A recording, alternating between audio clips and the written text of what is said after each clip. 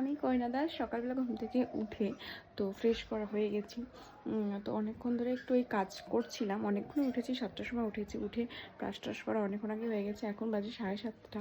একটু কাজ ফাজ করছিলাম, ভাবলাম তো আজকে সেরকম তাড়া নেই, তো একটু কাজ করে নিই, তো সেটাও কমপ্লিট করতে পারলাম না। তো যাই হোক, এখন যাই স্নান করতে, স্নান করে নিই, নাহলে পরে যদি আরও দেরি হয়ে যায়, সেজন্য আগে স্নান করে নিই এখন। স্নান করে টরে এখনও মা আসেনি, মা ব্যায়ামে গেছে, এখনও আসেনি, তো দেখি কতক্ষণে আসে। আর স্নান ধান করা কমপ্লিট হয়ে গেছে, এখন ধীরে সুস্থে রেডি হবো, তারপরে এনকে খাওয়াবো। মা আজকে টিফিনে করছে লুচি, আর কালকে ছোলার ডাল ছিল আর তরকারি ছিল, তাই মাকে বলেছিলাম যে একটু লুচি করে দিও টিফিনে আজকে। তো মা আজকে সেজন্য লুচি বানাচ্ছে এখন টিফিনের জন্য, আর ভাত বসিয়ে দিয়েছে।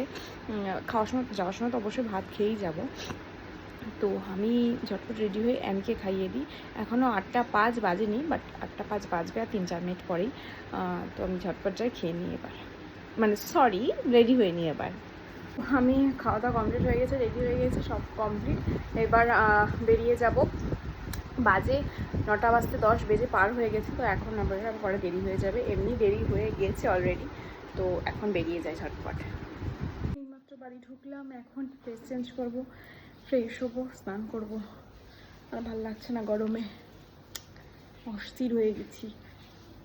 তো স্নান ধান করে উঠে দেখি, ঘড়ির দিকে তাকিয়ে যে 5:45 বাজে, আর আমার 6টা থেকে ক্লাস। তো ঝটপট করে কয়েকটা ইম্পর্টেন্ট ফোন কলস করে সঙ্গে সঙ্গে রেডি হয়ে বেরিয়ে পড়েছি, আর এখন পৌঁছেও গেছি ক্লাস করাতে চলে এসেছি।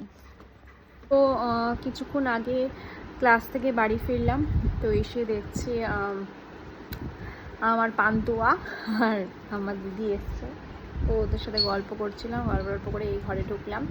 আর আজকে দুপুরে আমি পেয়েছি দুটো চকলেট, দুটো বাচ্চার জন্মদিন ছিল, আজকে বার্থডে ছিল, তাই চকলেট পেয়েছি। তো এখন খাবো, বলে গেছিলো, তো আমি ফ্রিজে রেখে দিয়েছিলাম, তো এখন খাবো সেটা। চা খেয়েছি আসার পরে, মা চা করে দিয়েছিল।